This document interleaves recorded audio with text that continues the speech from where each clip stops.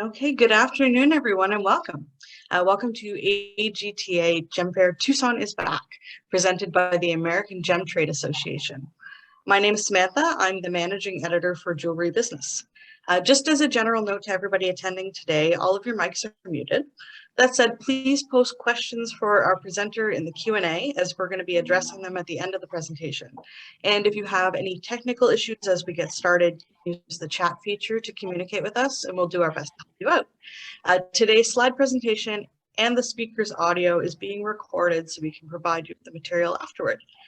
So without further ado, I'd like to introduce our speaker, Doug Hucker. Doug is Chief Executive Officer of the American Gem Trade Association. He's here to share a sneak peek of what new and returning attendees can look forward to at this year's AGTA GemFair in Tucson. This takes place in Arizona, February 1st to the 6th. And Doug has an update of all things GemFair, including changes to the show, what can be expected at the 40th anniversary celebration on the opening night. So Doug, thank you so much for joining us. Well, thank you for having me. It's always a pleasure. Please take it away. With our Canadian friends to the north. I guess I should start out by just reminding everybody that people think about our association. We're a colored gemstone association, as you know, and we have members who are gemstone dealers, retailers, manufacturers, but many people overlook the fact that we are a US and Canada based organization. So many of our members are Canadians as well. You don't need to be a member to come to the show. Those of you that have been to the show many times, we'll talk about some of the new things that are happening this year. And if you have not come to the show before, coming to Tucson is something very special, and we'll try to give you some insights on how to get around, what to see, what to do, and the like. But we'd like to begin, if I could, having Tanner, who is our digital marketing manager, start out with a video about Tucson. So Tanner, if you could launch that video. The majestic saguaro cactus, a master of survival that has evolved to thrive even in the harshest of environments. Waxy skin that waterproofs, hard spikes that defend. It's the venerable symbol of AGTA GemFair Tucson. For the past 40 years, AGTA has built a thriving organization that prides itself on producing this internationally regarded, highly attended trade show. The first AGTA GemFair Tucson launched with 80 exhibitors. Through the course of our history together, we have survived the 1987 stock market crash. We weathered the tragedy of 9/11, the Tanzanite ban, and the 2007 to 2008 global financial crisis. And not only have we survived, but we've grown and become stronger. We now have over 300 AGTA member exhibitors who provide buyers with colored gemstones, cultured pearls, and fine jewelry made with the utmost integrity and offering the greatest value. This year is no different. We acknowledge that past months have been unprecedented in its challenges. That's why we continue to do what we have done in the past. Provide a safe, healthy, pleasurable environment where buyers discover and purchase the most exquisite colored gemstones, cultured pearls, and fine jewelry that will add profitability and grow any business.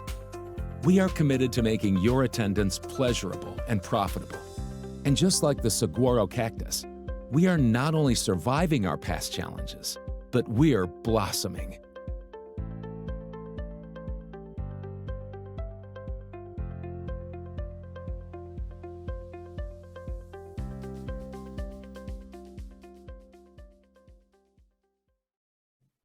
Well, thank you, Tanner. I think we're back to full screen now. So I want to start by welcoming you all here to this presentation, but I also am looking forward to welcoming you when you come to Tucson. As far as Tucson GemFair is concerned, we started 40 years ago. At that time, Tucson was essentially a mineral show. Tucson in Arizona is a very mineral-rich area, and they had a very robust gem and mineral society. And over the years, they started in 1955, Tucson Gem and Mineral Society had a show. And over the years, that show graduated into smaller shows in other hotels, and jewelers started coming and gemstone dealers started coming to the show.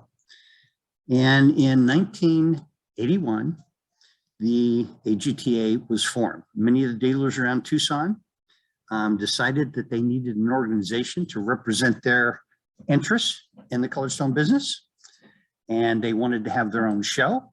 So they contracted with the hotel to have their own show, and they also realized that they needed to have an association that was centered around ethics and something that protected the integrity of the gemstones and cultured pearls that they were selling.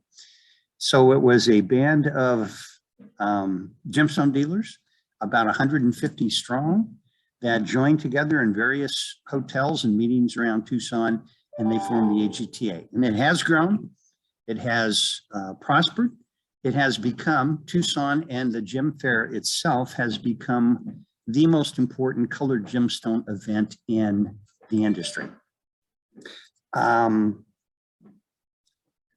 There's a lot of retail jewelers that come and manufacturers that come.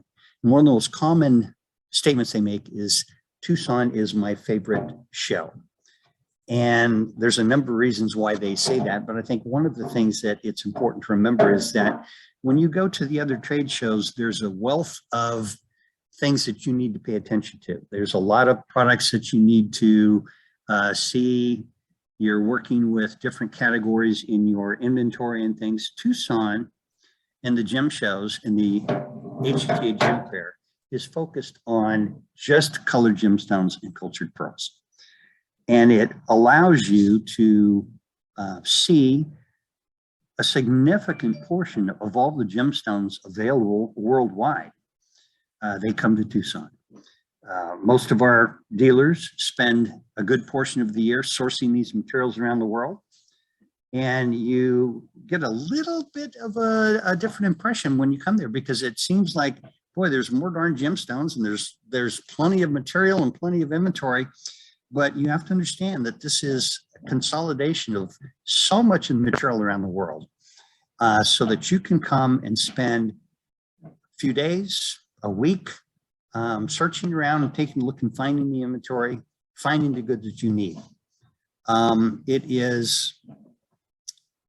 It's not just the Tucson Gem Fair, although I will tell you that our Gem Fair is the premier event. We also, we're in the Tucson Convention Center prior to the Tucson Gem and Mineral Society, which is again, the Mineral Society that was started back in the 50s in Tucson.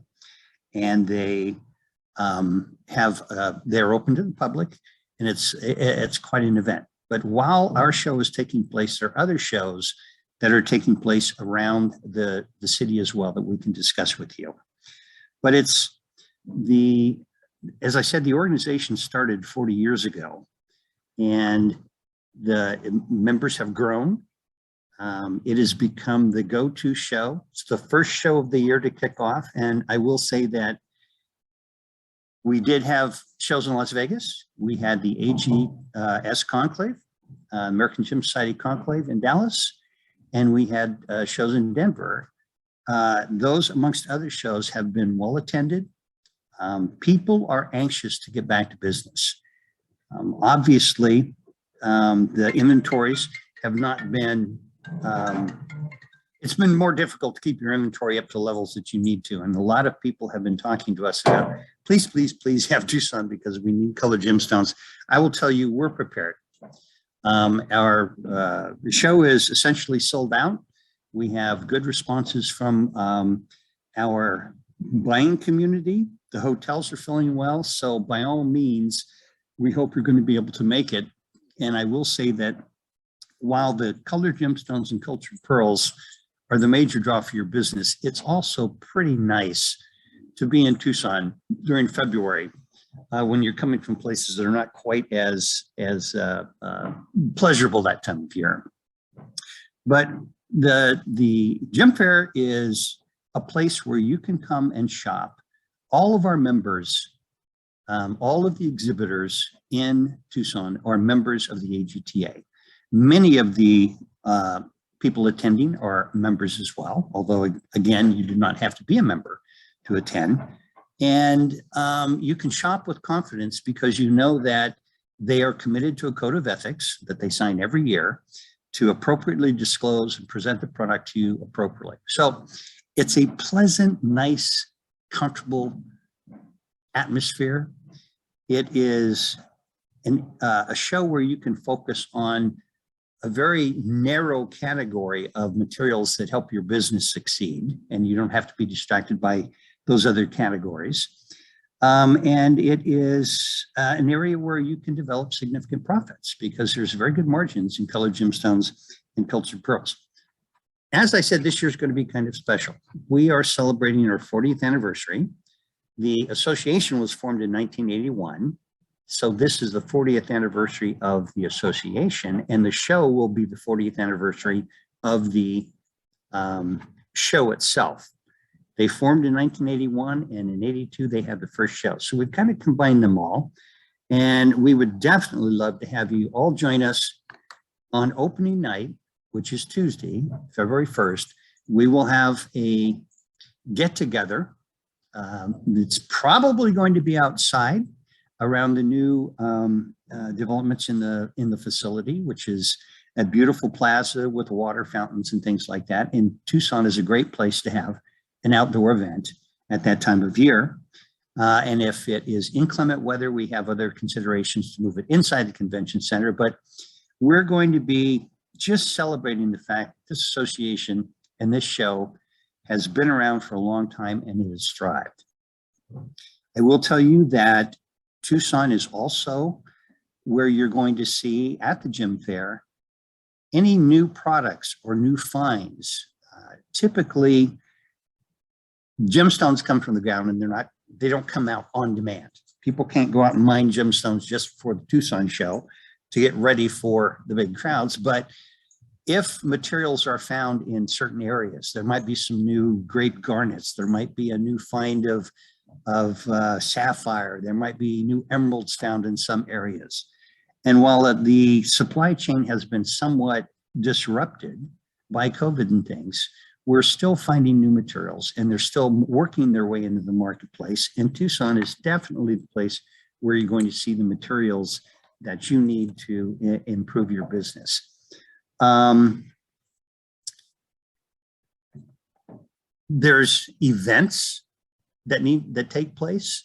Obviously, you want to come to the show and spend time on the floor and work with all of our dealers that have magnificent goods. We also have a very robust seminar program where we have people talking about business aspects, how to develop your social media, how to improve your gemstone purchasing, what kind of challenges you can face, legal considerations with gemstones, and some very nice travel logs, so to speak, of people who have traveled the world and share with you their experience and things. So you can spend time enriching your knowledge about gemstones and how you can use those gemstones to improve your business as well. I will say that it is a show that is more relaxed, so you manage to get more work done in a short period of time. The convention center, for those of you who have been to our show in the past, has gone through a $16 million renovation. And they have upgraded the entire convention center. So it's a very pleasant atmosphere to work in. It's also a very pleasant city to be after hours. They have great food. They have great scenery. Get out in the desert and see what's taking place in the desert. You can get up to an alpine village up on the top of the mountains. And so it's a very pleasant show, and it's a very productive show. There's a few events I would like to talk to you about. One is the fact we do have our 40th anniversary opening event, which is taking place the opening night, Tuesday evening. There will also be an opening of the University of Arizona's new gem and mineral Museum, which is a spectacular museum, a spectacular presentation. I would encourage you all, and I believe the opening night for the museum will be Thursday night. My wife and I had an opportunity to visit the museum a couple of months ago, and it was a considerable experience. We also have, for the past 40 years, been a supporter of the Special Olympics in Arizona. And every year we have a 5K run where people sign up for the 5K run, and all of the money that's collected during that 5K run and from contributions from our exhibitors are donated to Special Olympics for the torch run. So I would encourage you to go to our website and sign up for that if you would like. So the show is emerging from the COVID. People are very excited about coming. Our response has been very good. And there's events that you can use to enrich yourself. Please come to the opening night party. Encourage you to see the museum, but there's a lot of other events. There's appraisal associations that have their meetings there. You can see different groups that have get-togethers. There's a great opportunity for networking during the evenings and even during the day. But most of all, you're going to see the finest collection of gemstones and cultured pearls available to you from suppliers that are the top of their industry, and shop in an opportunity that's very, very convenient for you. There may be some questions. I'm not sure, Fallon, how we're doing on time. I think we've got about a few more minutes to talk about the show in general, but it's an exciting show. We're excited. It is an opportunity for you to see people you haven't seen in a long time, to establish relationships with dealers that are going to be working with you for your businesses all year long, and to enjoy some very nice weather and see the things that we really, really love, those gemstones and cultured pearls. So I don't know, Fallon, if we'd like to, or Sam, if we'd like to, we can open the lines up for questions with specific things that people may ask. Yep. Thank you so much, Doug. We do have a few questions ready to go if you're ready to field them. The first is about Tucson, and how does one get around in Tucson? What do you recommend? Well, Tucson is a small community, but it is spread out. All right. There is a very robust restaurant and nightclub scene downtown now. So if you're staying in the downtown area, it's easy to get around. There are things within walking distance you can certainly enjoy. I will say, however, that many of the fine restaurants, and just as a quick aside, Tucson is one of only 2 cities in the United States that is a UNESCO gastronomical heritage city. It is renowned for the local food and the local presentations. It has food that is characteristic to that particular area. But if you're getting to and from the show, if you go to the hotels that are on our hotel room blocks and you're staying there, there are shuttles that go every day from the hotels to the convention center, and they run all day long. Most of them are running in the mornings and in the afternoons. That's when they ramp up, but you can get to and from your hotels using the shuttles at any time. Other than that, I would highly recommend that if you're in Tucson and you want to experience the entire community and surroundings, rental cars. And if you're planning on renting a car, you probably want to make arrangements reasonably soon, because it is the second largest convention event the state of Arizona has, and those things disappear. They are also ride sharing in Tucson. So it's just like any city, depending upon how broadly you want to travel, rental cars are a good idea. You can get to and from the show with our shuttles, and for evening events where you're going to dinner and things like that, ride sharing is available. Great. And one of our attendees is asking, where should they stay in Tucson? Do you have any recommendations? Well, I will tell you that there is a brand new hotel that was built right onto the convention center, which is something that we've been looking at for a long time. It's the Tucson Convention Center DoubleTree Hotel. We also have room blocks at probably 15 other hotels around in Tucson. If you go to our website and click on Tucson, there will be a left-hand navigation area that you can click on hotels, and you can make reservations at preferred rates at any of those hotels. I know that some people do use things like Airbnb to keep prices depending upon the length of your stay.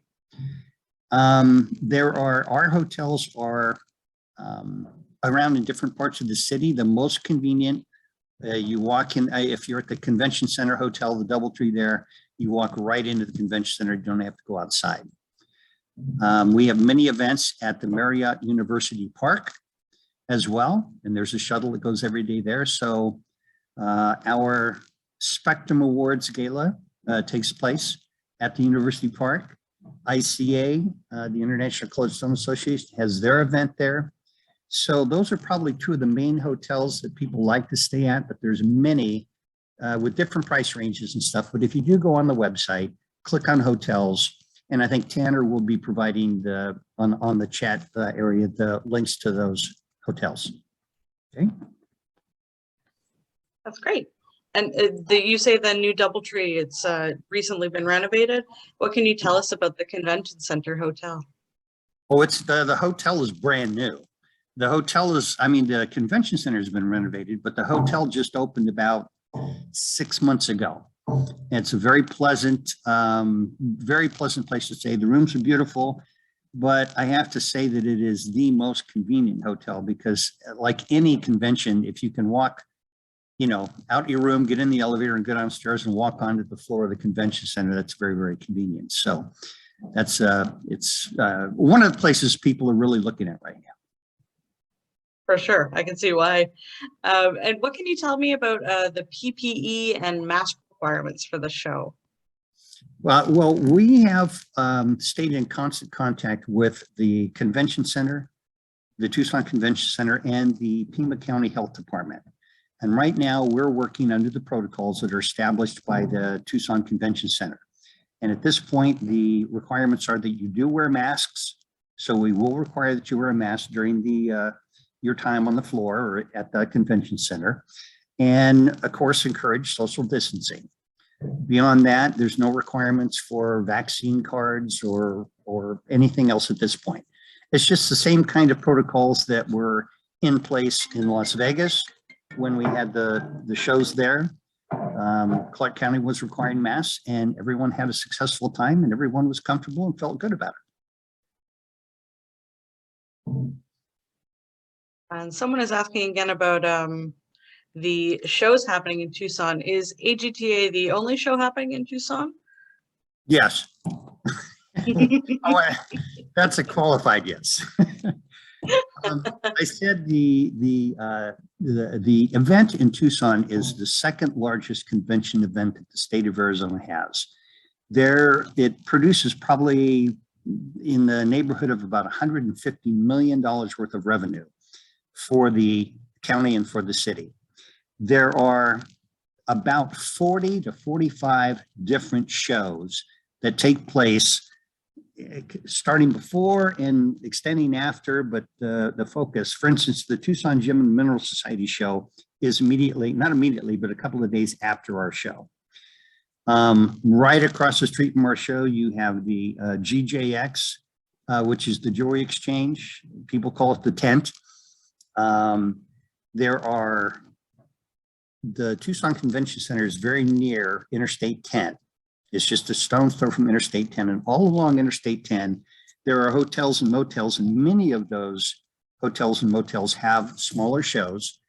Many are open to the public. There's only a few of the shows that are industry-specific shows like ours. So depending upon the time you have, certainly I want to encourage you to spend good time at the AGTA GemFair, but part of the Tucson experience is putting on some comfortable shoes and getting out on the highway and walking and taking a look at these things. Where you're looking at fine gemstones, cultured pearls and colored gemstone jewelry at our show, you might see dinosaurs and bones and just all kinds of things up and down the highway. So it's quite an experience if you've not done it before.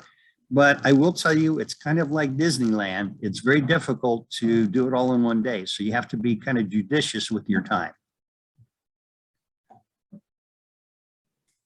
Your comment there kind of leads to the last question we have time for today. And it's a very fitting closing question, which is, I've never been to Tucson, so what should I plan on packing? And how do people normally dress for the shows? Well, all of the shows and even our show is a very casual show. Okay, so you can dress casually and be very, very comfortable. The one thing I would say is that the average temperature in Tucson during February is around 78 degrees, but it gets chilly at night. During the day, I would say, as like if you're going to San Francisco, layer. You can keep an eye on the temperature for inclement weather and things like that, but it doesn't rain very often during the shows, but it could. But it will definitely chill down at night. So if you're going out in the evening, you probably want to have some warmer clothes, a sweater, a jacket perhaps, that type of thing. But typically during the day, you can certainly wear those to the convention center, but it's very possible as you sit outside on our patio and enjoy all the food trucks that we have, it could be very, very warm. But we do have coat checks and things like that. But layer, okay, be prepared for the fact that it can get down into the 50s very easily during the evening. That's very good to know. Very good to know, especially for people coming from Canada, such different climates. So it's best to be prepared, right? It is good to be prepared, but I will tell you that it is, on occasion, you'll have some inclement weather, but it's very pleasant time of year in Tucson. And there are some wonderful things to see in the community as well. So if you come down, please make sure you have enough time to spend a few days shopping for the gemstones and cultured pearls that you need. And if you have any questions, call me when you get to the convention center. I'll tell you where you can see within 15 minutes drive of the convention center, one of the most beautiful sunsets in the world that I have ever seen. And the Saguaro Cactus National Forest is absolutely magnificent. And you're working with the finest collection of colored gemstones and cultured pearls from the most reliable and trustworthy dealers you can possibly imagine at our show. So please come. I'd love to welcome you. That's terrific. And that brings us to the end of our presentation for today. Thanks so much for joining us, Doug, and for giving us a little sneak peek of what people can look forward to.